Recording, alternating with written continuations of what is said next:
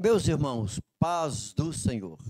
Graças ao nosso Deus, que nos concede mais esses momentos para estarmos juntos. Estamos hoje finalizando mais um trimestre. O Senhor nos abençoa até aqui, estudando o livro do Evangelho segundo o evangelista João. Tenho certeza que quem participou da escola dominical, aqueles que ministraram as lições, aprenderam, cresceram, foram edificados. Eu fui. Creio que da mesma forma aconteceu com você. Meu irmão, nós estamos então encerrando esse trimestre. Louvamos o Senhor pela vida dos pastores, dos superintendentes, professores e alunos. E nós aqui no Templo Central, em Ipatinga, sob a coordenação do nosso pastor-presidente Júnior Calais. Aqui na mídia, o Carlos Alberto, que está aqui o tempo todo, todas as quarta-feiras, dando suporte para nós aqui na mídia. Hoje, então, estaremos estudando a lição de número 13, que é a nossa última lição, e vamos trabalhar com esse tema lindo, esse tema maravilhoso aí, para fechar o trimestre, renovação da esperança. Nosso conteúdo, assim que nós estivermos trabalhando com o conteúdo, vamos entender claramente o porquê desse tema, renovação da esperança. A nossa leitura bíblica, sugerida pelo nosso comentarista, pastor Leonardo Cabral, está em João, no capítulo 20, dos versos 19, verso 20, e depois do 24 ao 31. O excelente, o bom é que o aluno, leia do capítulo 20 até o 21. Na verdade, a minha sugestão é uma leitura do 18 ao 21. Que essa aula passada nossa, que nós estudamos sobre o julgamento, sobre a morte de Jesus e ressurreição, então hoje nós vamos fechar tratando sobre a ressurreição de Jesus. Mas para quem não participou das aulas passadas, sugiro ler pelo menos a partir do capítulo 18. Mas a nossa leitura hoje proposta é parte do capítulo 20. Capítulo 20, versículo 19, diz assim: Chegada, pois, a tarde daquele dia, o primeiro da semana, ou seja, domingo, e cercadas as portas, onde os discípulos, com medo dos judeus, se tinham ajuntado, chegou Jesus e pôs-se no meio deles e disse-lhes: Paz seja convosco. E dizendo isso, mostrou-lhes as mãos e o lado, de sorte que os discípulos se alegraram vendo o Senhor.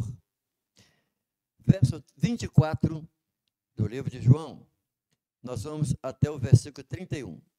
Ora, Tomé, um dos 12, chamado Dídimo, não estava com eles quando Jesus veio. Disseram-lhe, pois, os outros discípulos: Vimos o Senhor. Mas ele disse-lhes: Se eu não vir o sinal dos cravos em suas mãos, e não puser o dedo no lugar dos cravos, e não puser a minha mão no seu lado, de maneira nenhuma crerei. Verso 26. E 8 dias depois, estavam outra vez os seus discípulos dentro, e com eles Tomé.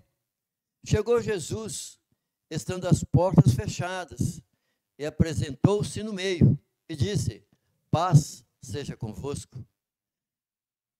Depois disse a Tomé: Põe aqui o teu dedo e vê as minhas mãos. Chega a tua mão e ponha lá no meu lado. Não sejas incrédulo, mas crente. Tomé respondeu e disse: Senhor meu e Deus meu. Disse-lhe Jesus: Por que me viste, Tomé, creste? Bem-aventurados os que não viram e creram. Jesus, pois, operou também em presença de seus discípulos muitos outros sinais que não estão escritos neste livro. Estes, porém, foram escritos para que creais que Jesus é o Cristo, o Filho de Deus, e para que, crendo, tenhais vida em seu nome. Basta a gente aqui refletir essa última passagem última frase, para que tenhamos vida eterna, o texto vai dizer bem claro, tenhais vida no seu nome, ou seja, fora do nome de Jesus não há salvação. Muito bem, o foco da nossa aula de hoje será exatamente o quê? Compreender que a ressurreição de Jesus representa o ápice da esperança cristã. E é verdade. Desde o dia que eu aceitei Jesus, desde o dia que você aceitou o Senhor Jesus, nós estamos aguardando o ápice da nossa salvação, que é exatamente o arrebatamento da igreja. Então significa que a ressurreição de Jesus representa o ápice da minha esperança, da sua esperança, porque Jesus Cristo, se ele ressuscitou dentre os mortos, ele tem poder para também ressuscitar os que morreram em Cristo, e nós que estamos vivos seremos arrebatados. Nós vamos fechar sobre isso no final da nossa aula. Então nós temos aí 3 tópicos para a nossa aula. Primeiro vamos falar sobre a aparição de Jesus. Segundo, a aparição de Jesus, esperança e plena alegria. Terceiro, a aparição de Jesus, convicção fortalecida. São esses os 3 temas que nós estaremos estudando agora.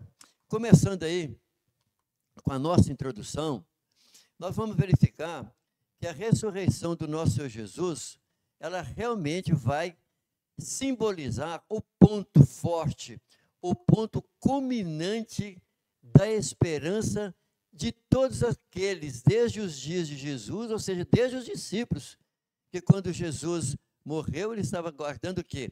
A palavra, a promessa do Senhor Jesus, e logo após, eles então estão até hoje aguardando, porque a esperança firme de todo aquele que conhece Jesus é exatamente o final. E é o quê? Veja, que por meio da ressurreição do Senhor Jesus, nós conseguimos reforçar a nossa fé. Por que reforçar a nossa fé? Observe que quando a gente vai no velório, verifica ali no caixão uma pessoa que nós conhecemos, conhecemos o caráter dele, a vida cristã que nós acompanhamos, nós olhamos ali naquele caixão, nós só estamos vendo apenas um corpo, mas a esperança dele, que ele aguardou o tempo todo, desde quando ele aceitou Jesus, encerrou exatamente o quê? A sua glorificação a partir do momento ali, não estou falando da glorificação do corpo, mas da sua esperança, que o corpo dele está ali, mas a sua alma, o seu espírito não está ali mais presente.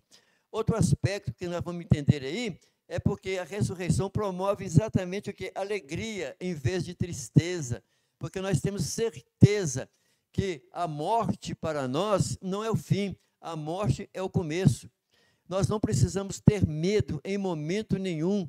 Por quê? Porque o Senhor Jesus Cristo, através do Evangelho, através da sua própria vida, da convicção que nós temos hoje, está fortalecida na nossa esperança da ressurreição de Jesus, porque ele é a primícia dos que dormem. Então vamos iniciar aí, tratando exatamente sobre a aparição de Jesus. A aparição de Jesus começou exatamente com essa expressão, paz seja convosco. Isso porque Jesus já havia aparecido anteriormente, nós que estávamos estudando aí a aula passada, nós vimos a sequência ali do capítulo 18 e 19, mas agora nós estamos entrando no nosso capítulo 20.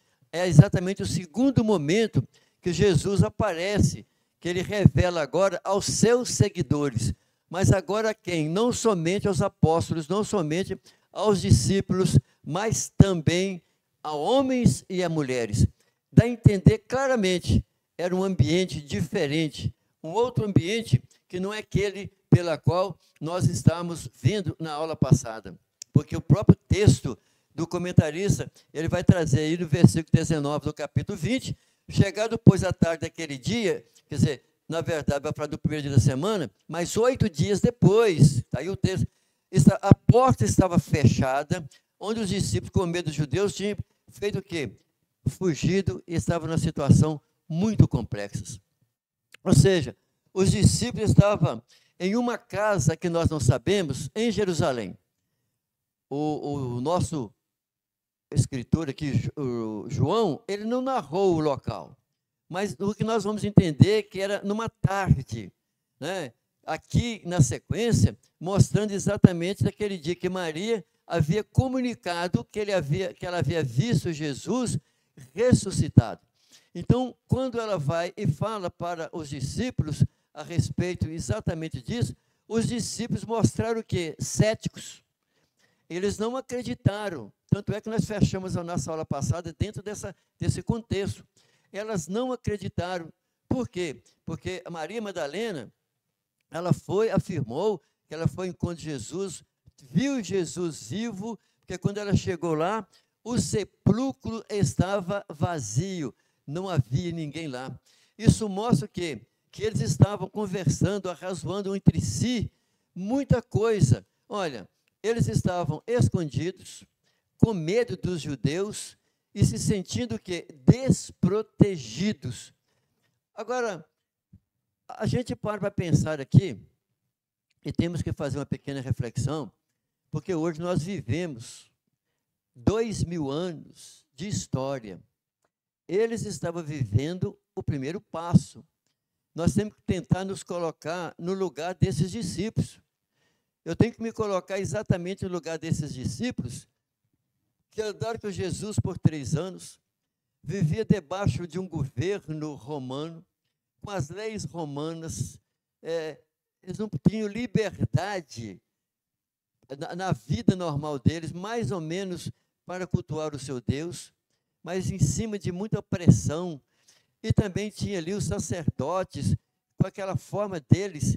Nós sabemos tudo que tinha acontecido com Jesus. Os soldados romanos haviam prendido Jesus, Judas havia traído o seu Jesus, Jesus foi açoitado com 40 açoites, Jesus carregou aquela cruz, ele caiu. Os discípulos viram que o seu mestre, o seu Senhor, que foi pendurado no madeiro, que morreu, ele foi colocado dentro do sepulcro, foi colocado uma pedra selada, fechada ali. Olha, era muito confuso a mente dos discípulos. Eles estavam com medo, porque uma multidão de pessoas preferiram que fosse solto Barrabás, um criminoso. Então Jesus foi levado ali, literalmente, como uma pessoa criminosa, como um sujeito com seus delitos. Se você é um discípulo, um pupilo de uma pessoa que foi julgada daquela forma injusta, mas pelo menos julgada por uma multidão e pela liderança, pelos líderes sacerdotes, ou seja, pelos religiosos, esses discípulos naturalmente vão se afastar. Imagina hoje, num país muçulmano, num país com as portas fechadas, imagine isso, mesmo em país mais ou menos aberto, né, como Neymar, como a própria China. Imagine num lugar como esse, ou mesmo a Coreia do Norte, se está ali aquelas pessoas todas que foram conduzidas, orientadas por um pastor. Aí ele mata aquele pastor, o Estado mata aquele pastor.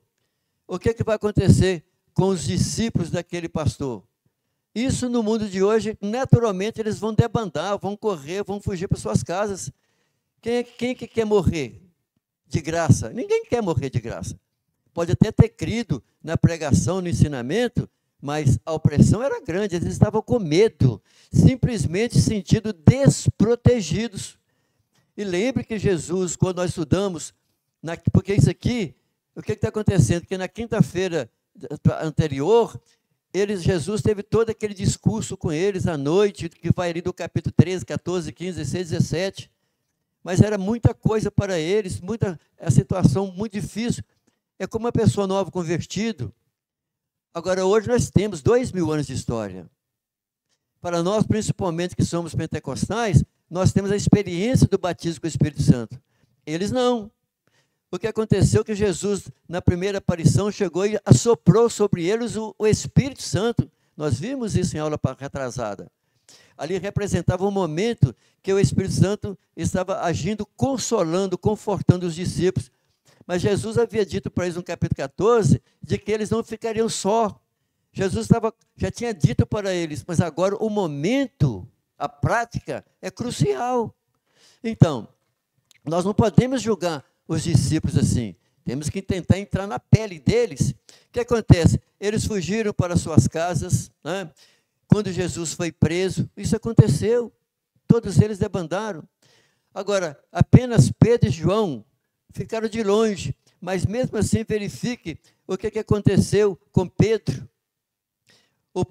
Ele disse claramente que aonde Jesus, né, numa expressão de hoje, seria assim, onde o senhor colocar o pé, eu estou junto. Jesus falou que ele iria negá-lo 3 vezes. E quando aquela mulher, lá no pátio de Anás, quando Jesus estava sendo julgado, quando a mulher citou que ele era um deles, ele falou que ele nem conhecia Jesus. Por quê?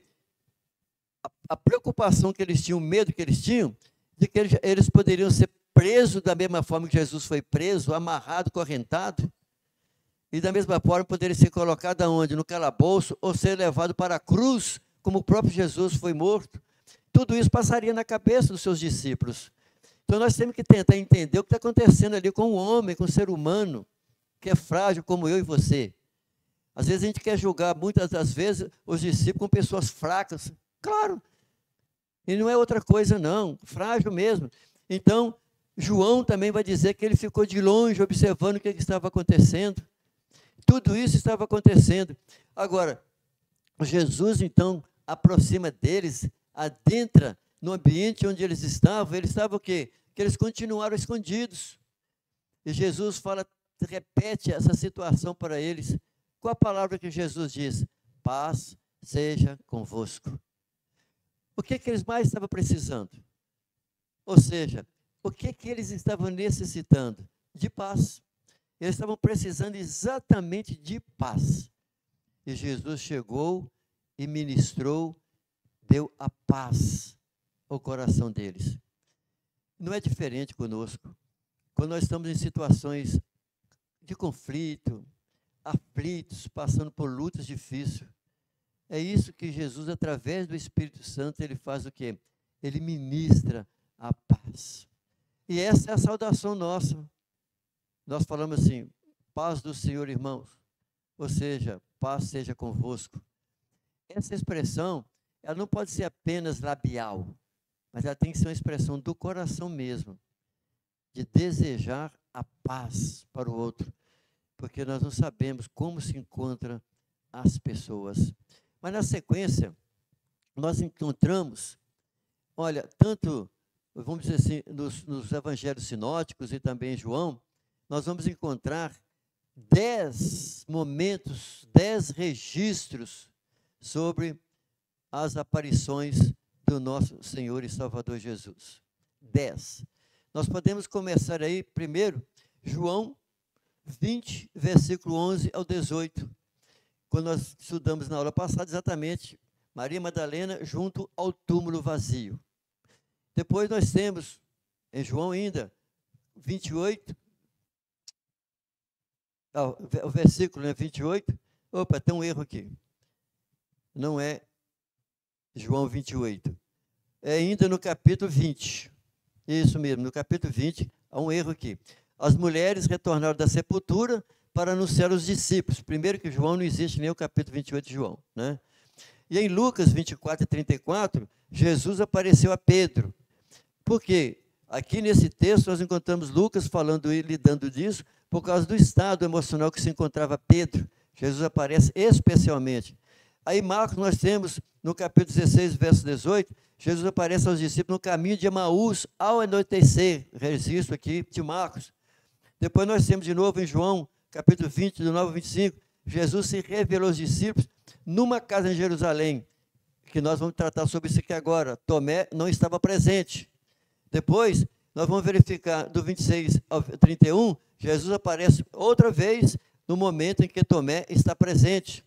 Ainda no capítulo 21, nós vamos verificar, Jesus apareceu a 7 discípulos lá no mar da Galileia. Temos abordagem, na aula passada foi apresentado isso, né, de quando Jesus dirige a Pedro: amas-me, Pedro? Então está aqui quase aquela pesca. No capítulo 28, versículos 16 a 20, Jesus fez aparições aos apóstolos e a mais de 500 seguidores, ou seja, aos apóstolos e a mais de 500 discípulos, pessoas que creram em Jesus, ou seja, seguidores dele, não apenas aos apóstolos. Agora, 1 Coríntios 15, 7, nós vamos encontrar Paulo fazendo o registro que Jesus dirigiu-se ainda a Tiago, seu irmão, seu meio-irmão. Quem está fazendo esse registro aqui é Paulo. E Marcos 16, 19 e 20, nós temos o último momento da manifestação de Jesus, naquele momento em que o Senhor Jesus, ele se acende ali no Monte das Oliveiras, onde ele subiu ao céu, ali no Monte das Oliveiras. Então nós temos muitos registros nas Escrituras, falando e tratando sobre as aparições de Jesus. Para quê? Para que não somente os discípulos teriam visto Jesus, e devemos lembrar de que Jesus, depois da sua ressurreição, ele ficou mais 40 dias junto dos discípulos, para que depois ele fosse para o Monte das Oliveiras e subisse ao céu, para que 10 dias depois, fosse enviado o Espírito Santo, que está lá no registro de Atos dos Apóstolos, capítulo 2. Então, tudo aquilo que Jesus fez, os sinais, como João está dizendo aqui, Jesus realizou muitos outros sinais depois desse registro, ou seja, depois que ele se manifestou aos discípulos, depois que ele esteve ali na praia, que apareceu aos discípulos que havia pescado, Jesus comeu peixe com eles, com seu corpo ressurreto, com seu corpo glorioso. Então, e também diante de mais de 500 pessoas. Para que isso?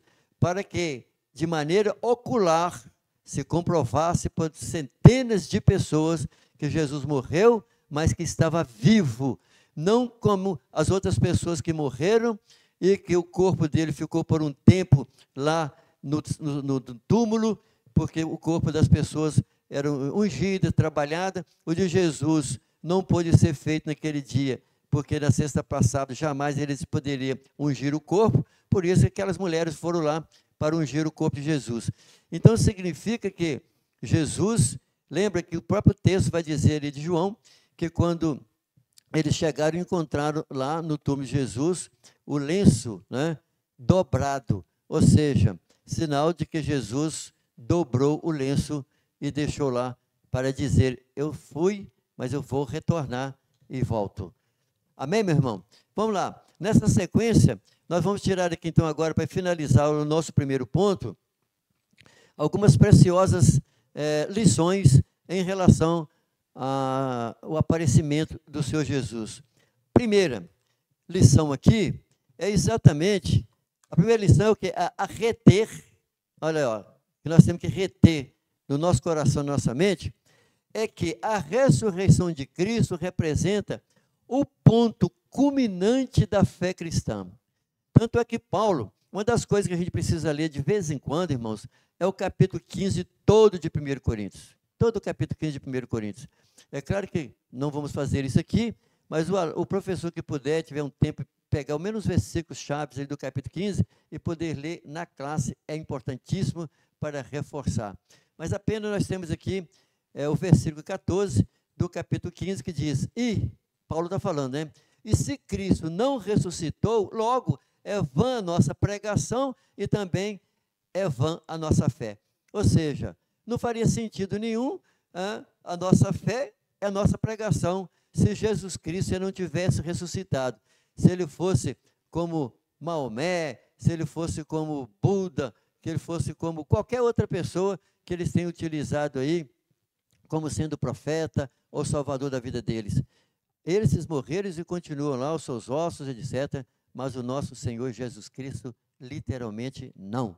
Então, ainda a nossa segunda lição aqui a ser observada, revela que a ressurreição é um fato inquestionável, que fortalece o quê? A certeza e a alegria de saber que Ele está vivo. Então, para os apóstolos ali, foi imprescindível isso, foi necessário isso. Imagina aquele sofrimento, aquela angústia, estava se sentindo só, a princípio, como órfão, mas para nós mesmo hoje, fico aqui de uma forma inquestionável a ressurreição de Jesus, porque eu fico, tem hora que a gente pensa assim, olha, se ocorrer de eu morrer, eu estou tranquilo, porque vai acontecer comigo exatamente como aquele moço que estava ao lado de Jesus, que se converteu ali na cruz, que ele arrependeu dos seus pecados, porque ele falou assim com Jesus, lembra-te de mim, Senhor, quando tu entrares no teu reino. E Jesus falou com ele assim, olha, ainda hoje tu estarás comigo no paraíso. Então isso significa, meus irmãos, desde aquele homem ali, quando acontece então a ressurreição de Jesus, as pessoas saíram do Sheol e foram para o paraíso. Eles estão hoje no paraíso, salvos, aqueles que dormem em Cristo Jesus. Nós vamos falar sobre isso lá no final da nossa aula. Terceira lição muito importante que nós temos, diz respeito exatamente à renovação da esperança, olha aí, ó, e a promessa dos mortos em Cristo Jesus. Essa passagem de 1 Tessalonicenses é muito necessária e importante, até que muitos de nós conhecemos esse texto, né, de memória, mas nós temos aqui 1 Tessalonicenses capítulo 4, do versículo 14 ao versículo 16, é importantíssimo, imprescindível para que nós possamos trabalhar aqui, exatamente dentro desse aspecto aqui da morte. Olha, o que diz 1 Tessalonicenses 4, do versículo 14 ao versículo 16. Cremos que Jesus morreu e ressurgiu, assim também cremos que aos que dormem em Jesus, você sabe que dormir que é um eufemismo, né? Uma figura de linguagem, Deus os tornará a trazer, olha aí, ó, com ele. Dizemos-vos isto pela palavra do Senhor, ou seja, não é pela conversa de Paulo, que nós, os que ficarmos vivos para a vinda do Senhor, não precederemos aos que dormem, ou seja, aos que já morreram no Senhor, pois o mesmo Senhor descerá do céu com grande alarido brado, a voz do arcanjo, ao som da trombeta de Deus, e os que morreram em Cristo ressurgirão primeiro. Então isso significa, nós vamos parar aqui no versículo 16, que os que morreram em Cristo Jesus, eles vão ressurgir, e aí ter um novo corpo, e em seguida nós que estamos vivos. Isso significa o que, irmãos? Que um dia nós seremos como o nosso Senhor. Lembre que nós estamos usando exatamente um termo, seremos como o nosso Senhor. Como, em que sentido? Teremos um corpo também glorioso, porque aquele corpo do Senhor Jesus, pela qual ele nasceu de Maria, foi um corpo como o nosso, que sentiu dor. Jesus teve que fazer todas as suas necessidades de almoçar, de jantar, de dormir. Eu não sei se teve febre, talvez ele teve febre, se teve doente, eu não sei, mas eu só sei que Jesus, com o seu corpo humano, ele teve problemas, dores, ele teve que descansar, enfim, ele teve que dormir, mas Jesus, depois da sua morte, ele tornou-se com o mesmo corpo que ele foi visto, conhecido, ele então tem um corpo glorioso. E nós, olha aí, ó, aqueles que morreram, eles também, em Cristo Jesus, terão um novo corpo. E esse corpo será igualzinho, literalmente, como o próprio Jesus diz, como ele. Então nós seremos como Jesus, um corpo glorioso que não passará mais por corrupção. É por isso que eu peço para ler capítulo 15 de 1 Coríntios, né? Que o mortal torna-se imortal, o corruptível torna-se incorruptível. É importantíssimo ler o capítulo 15. E assim, então, já que eu falei do aparecimento e mostrando toda a convicção, os valores que existem sobre a ressurreição de Jesus, mostrado e vista, vamos para o nosso segundo ponto. Vamos falar sobre a aparição de Jesus, esperança e plena alegria.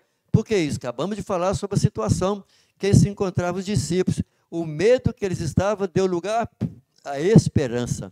Ou seja, com a crucificação, com a morte e sepultamento de Jesus, o medo, a frustração, a desesperança surgiram no coração deles. Eu já até citei sobre isso. Evidentemente que isso iria acontecer. Cada pessoa tem uma reação. Daqueles 11, porque um ali, o Judas, as coisas que ele fez, notadamente, ele nunca foi convertido, só andou entre eles, mas foi um traidor. E eu sempre falo que o traidor está no meio, está no nosso meio, né? Na casa, na nossa casa, está na igreja, está no trabalho. O traidor nunca está longe, ele está em casa. Ele pode até ir para longe para trair. Mas o que eu quero dizer aqui, que só tinha 11, e esses 11, eles estavam o quê? Numa desesperança, existiu um coração deles estava aflito. Só que veja que Jesus também aparece da mesma forma para aqueles que estavam no caminho de Emaús. Lucas, ele registra exatamente a respeito do estado, da situação em que aqueles seguidores de Jesus, que na verdade não são os apóstolos, né? São discípulos, mas não são os apóstolos. Então, quando nós vamos lá para o capítulo 24, a partir aí do versículo 13, nós temos exatamente todo esse episódio de que Jesus, de um momento para o outro, ele aparece. Esses dois seguidores de Jesus, eles estavam lá em Jerusalém, eles conviveram, viram toda aquela situação, porque os crentes, os salvos em Jesus, aqueles que ouviram a palavra de Jesus, os seus sermões, e também pessoas que foram evangelizadas pelos próprios apóstolos, essas pessoas então estavam ali em Jerusalém e viram tudo aquilo acontecer, eles foram embora para casa. Da mesma forma, esses irmãos aqui, retornando para Emaús. E quando eles retornam para Emaús, eles estão conversando um com o outro, e vai dizendo exatamente o seguinte, falando entre si, né, do que tinha acontecido, estava falando sobre o que estava acontecendo, e nesse momento, então, Jesus aproxima-se deles, e quando Jesus aproxima-se deles, olha o que acontece, no versículo 17 do capítulo 24 aqui de Lucas, Jesus, então, vai dizer exatamente para ele assim, que palavras são essas que, caminhando, trocai entre vós? Eles pararam entristecidos, ou seja, aqui nessa versão que o Carlos está colocando aqui, fica uma linguagem mais fácil para compreender. E por que estáis tristes? Então, o próprio Jesus está usando uma expressão de que eles estavam tristes. Esses discípulos, esses crentes que se converteram, voltando para casa, voltando para o seu povoado, falava. Então, você imagina, quantos outros fizeram isso? Nós só temos esses registros aqui no livro de João. Mas era essa a situação, o estado em que eles estavam. Eles estavam tristes. E aí, quando a gente vai para o versículo 30, né, de Lucas, capítulo 24, vou dar um pulo lá no versículo 30, nós vamos encontrar assim, estando eles à mesa, ou seja, porque aí Jesus se manifesta, eles encontraram e entenderam que era Jesus. Então, estando eles à mesa, né, porque eles convidaram Jesus para tomar um cafezinho com eles, olha lá, Jesus faz então o quê? Tomou o pão, abençoou e partiu e lhes deu. Olha o que diz no versículo 31 e 32. Abriram-se-lhe então os olhos e o conheceram, mas ele desapareceu diante deles. Disseram um ao outro, não ardia em nós o nosso coração quando que, pelo caminho, nos falava e quando se abria as Escrituras? Veja, irmãos, que havia tristeza no coração deles. Mas enquanto Jesus conversava com eles, o coração deles ardia, queimava. Alguma coisa espiritual estava acontecendo. Mas Jesus então manifesta a eles ali. Jesus fazia isso exatamente para quê? Para confortar o coração deles e ao mesmo tempo para comprovar. Ou seja, o medo deu lugar à esperança. Esse é um dos outros grandes valores e importância que existe em relação ao aparecimento de Jesus. Ou seja, a presença de Jesus traz esperança e também traz alegria. Veja, quando Jesus se revela aos discípulos, os seus rostos se transformaram imediatamente. Ou seja, quando Jesus chega e vai dizer, paz seja convosco, o que acontece? A presença de Jesus, toda aquela que estava acontecendo, a esperança ali, foi o quê? Substituiu o quê? O medo e a frustração. Então, todo o medo que existia, a frustração que existia, o que acontece de imediato ali? A esperança. Ou seja, o Cristo que venceu a morte renova a nossa esperança e afasta a desesperança. Então é exatamente isso. Se uma pessoa está doente, a pessoa está enferma, está no leito de enfermidade, ele sente paz, ele sente conforto. Meu irmão, eu tenho um testemunho que eu posso dar, que já dei várias vezes. Para nós, somos pentecostais, nós acreditamos, né, que Jesus, através do Espírito Santo, fala conosco, né, de forma profética, na profecia falada. Houve um fato, eu estou dizendo aqui porque, o que é que eu quero dizer aqui? O privilégio que tem do crente, como aqui no caso, que Cristo venceu a morte e renova a nossa esperança e afasta a desesperança. Por que isso? O meu pai estava muito doente. 2 meses antes do meu pai vir a óbito, uma irmã foi usada de profecia e falou comigo a respeito da situação do meu pai. E no meu coração, na minha mente, eu pensei assim, não, será como que vai acontecer com ele? Eu só pensei. Aquela irmã foi usada pelo Espírito Santo e disse assim, eu ministrarei no coração dele. Ou seja, o que o Espírito Santo falou comigo? Que quando estivesse chegando os momentos finais de vida do meu pai não iria ficar desesperado, meu pai não iria ficar triste, o Senhor ministraria no coração dele. E meu pai, meus irmãos, 2 meses, mais ou menos depois disso, ele piorou cada vez mais, e os 3 últimos dias de vida do meu pai, ele ficou péssimo. E no último dia, que era o sábado, porque meu pai faleceu exatamente, era 00:03, no dia das mães. E ele no sábado, porque o dia das mães aconteceu no domingo, mas no sábado meu pai perdeu todo o sentido, não conhecia mais nada, estava no hospital. Ele só fazia assim, olha,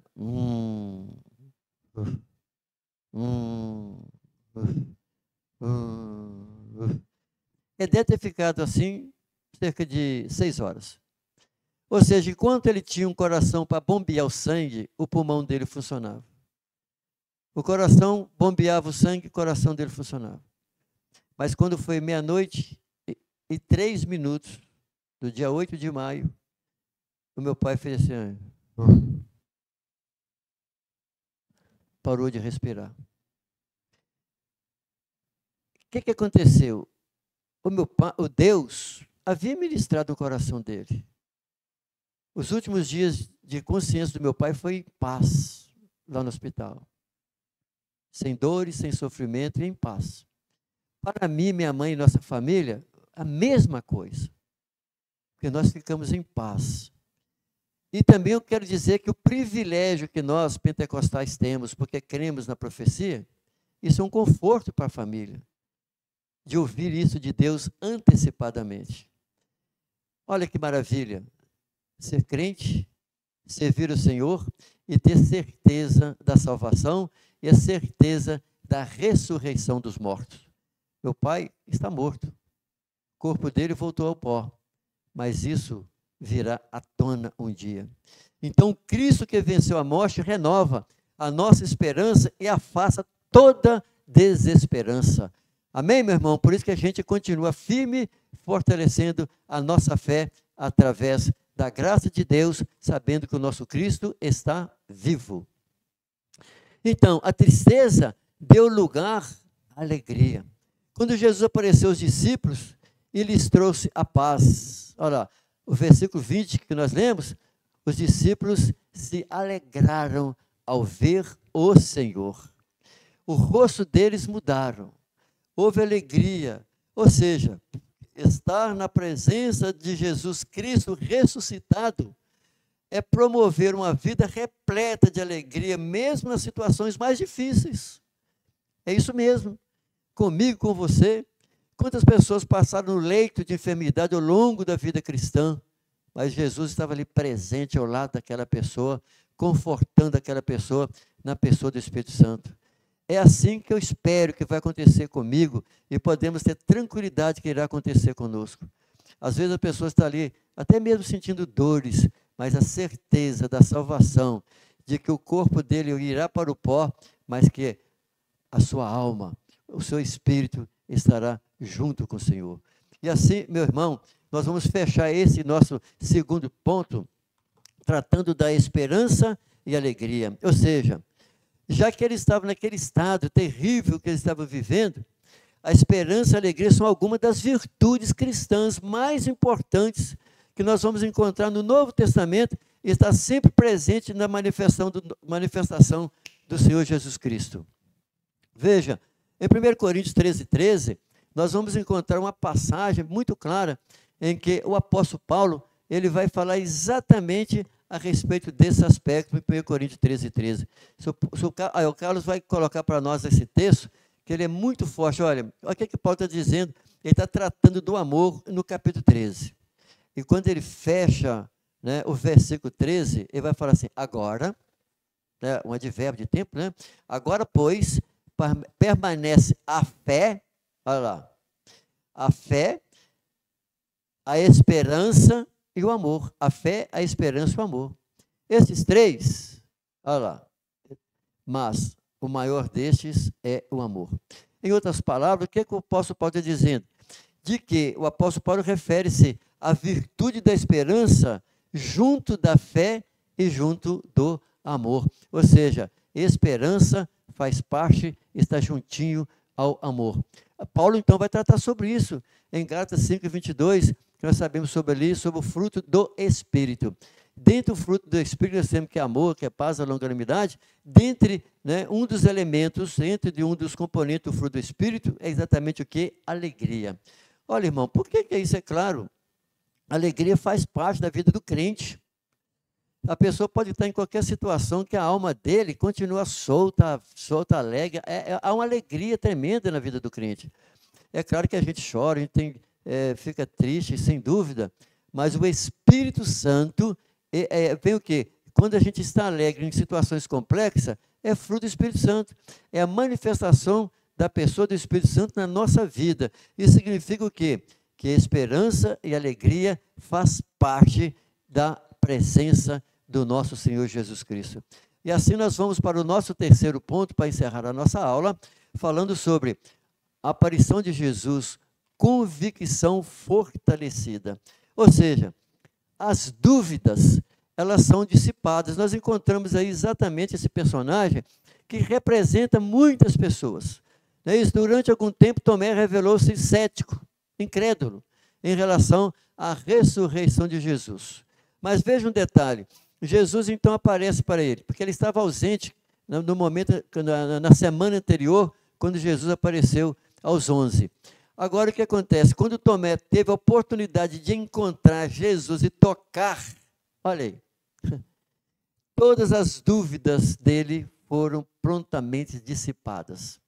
Só que tem um detalhe que nós temos que analisar, que Jesus, quando ele fala sobre isso em relação a Tomé, ele vai dizer para Tomé assim, olha, que houve da presença de Tomé uma expressão tremenda, que nós temos que levá-la em conta, que é exatamente o seguinte, Senhor meu e Deus meu.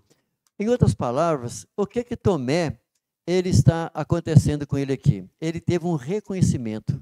Esse reconhecimento ele é muito importante, porque o ser humano, ele às vezes tem dúvida, ele fragiliza. E naquela hora que Tomé, ele viu Jesus, não precisava nem ter tocado, ele até ter morrido de vergonha, mas Jesus mandou ele tocar nas suas feridas. Aquilo foi muito importante para os discípulos e também para Jesus e para mim hoje. Eu digo para Jesus porque o próprio Jesus sabe o momento correto para as coisas. Então, Tomé tocou em Jesus. Isso significa que Jesus, com seu corpo ressurreto, é permitido ser tocado. E também nós vimos no capítulo 21, né, que Jesus comeu peixes com seus discípulos. Mas vamos lá. Nós vamos encontrar exatamente aqui, meu irmão, em Romanos, uma passagem tremenda, que vai tratar exatamente o quê? Que ter um encontro com o Senhor Jesus, olha aí, nós vamos ler esse texto agora, ter um encontro com Jesus ressurreto torna impossível continuar a duvidar, mas o grande problema do ser humano, que continua hoje, é exatamente por causa da rebeldia e da idolatria humana. Esse texto que nós temos aqui, de Romanos 1, do versículos 21 ao versículo 23, é um texto muito importante. Por que isso? Porque aqui, nessa passagem, nós vamos encontrar o que o escritor ele vai citar essa passagem, Paulo, né, aos Romanos, a situação das pessoas que não reconhecem, mas que conheceram o Senhor, que têm condições de lidar e ver quem é Deus, mas preferiu fazer o inverso. Veja o que diz o texto. Porquanto, tendo conhecido a Deus, olha, tendo conhecido, não o glorificaram como Deus. Nós sabemos de pessoas da época e hoje que continua isso. Nem lhe deram graças antes, ou seja, pelo contrário, em seus discursos se desvaneceram e o seu coração insensato se obscureceu, dizendo-se sábio. Olha quantas pessoas aí falam sobre Jesus, expressam, esboçam, zombam de Jesus, como nos dias há mesmo. Tornam-se louco e mudaram a glória do Deus incorruptível em semelhança de imagem de homem corruptível e de aves, e de quadrúpedes, e de répteis. Ok, fechamos aí. Então essas pessoas já conheceram o Senhor e passaram a fazer e mostrar Jesus de outra forma. Isso significa que essas pessoas continuam duvidando, são gnósticos, né, céticos, e essa situação são por causa da rebeldia dessas pessoas. Mas nós vamos verificar ainda nessa sequência de que o aparecimento de Jesus dá convicção e fortalece, por causa da presença dele, fortalece o quê? A fé. A fé fortalecida. Nós vamos verificar que, ao longo da história, nós vamos verificar que indivíduos que antes foram o quê? Agnósticos, né? Ou seja, que não depositava vida, que tem a sua própria forma de pensar, a sua maneira. Olha, a coisa tão interessante. Os céticos, olha o que diz aqui essa frase. Hoje afirmam com firmeza a sua crença em Jesus como Deus revelado nas Escrituras. Mas eu quero só dizer uma abordagem aqui, que eu tenho ouvido hoje alguns podcasts.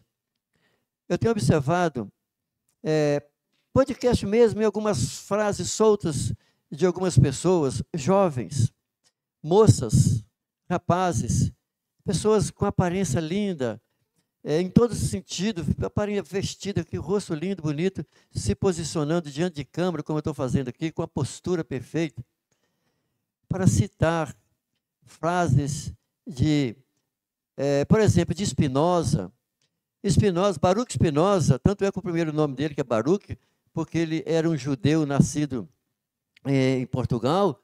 A filosofia desse judeu, um jeito cético, gnóstico, e tanto é que existe um livro escrito por ele, chamado O Deus de Spinoza.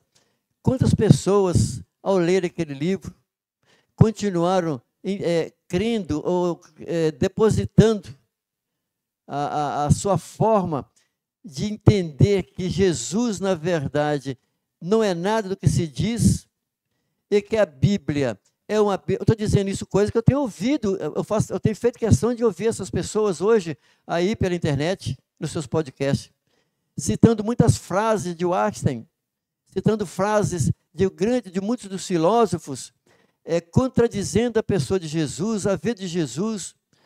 Então, o que é que essas pessoas fazem hoje através da internet? São pessoas que são céticos, são agnósticos. Só que nós vamos verificar que ao longo das histórias da humanidade, mesmo através do cristianismo, que muitas pessoas que pensaram como essas pessoas, hoje eles afirmam com certeza, com convicção de coração, que Deus de verdade, ele se revelou, e que Jesus se revelou, que esse Cristo que está aqui na Bíblia, ele é o Deus revelado através da palavra do Senhor. Então, muitas pessoas que duvidavam, que hoje leram as Escrituras, que foram na casa do Senhor, que ouviram alguém pregando o Evangelho, que foram convencidos pelo Espírito Santo.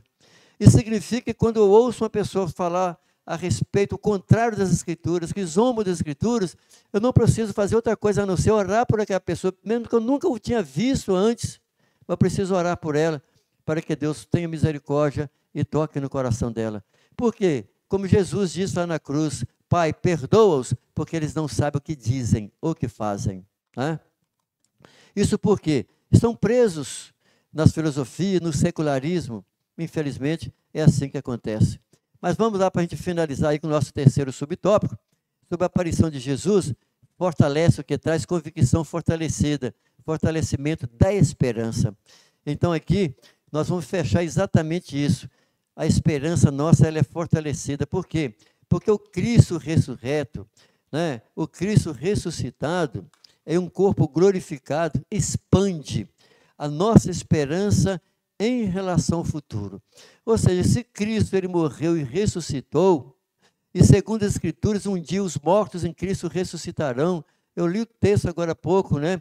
Eles vão ressuscitar e vão receber um corpo glorificado, como o corpo do nosso Senhor Jesus Cristo. Isso então faz o quê? Fortalece a nossa esperança. Que como Cristo ressuscitou, ressurgiu, então significa que os mortos, eles vão ressurgir. Os que morreram em Cristo Jesus, eles vão aparecer primeiro, mas depois nós. Olha o que nós vamos dizer. Paulo, em 1 Tessalonicenses, ele mesmo diz isso, eu acabei de ler esse texto agora há pouco, né? Defendendo essa verdade ao longo do seu ministério. A ressurreição e a glorificação de Cristo servem como antecipação da ressurreição nossa, que partiram e da glorificação do seu corpo.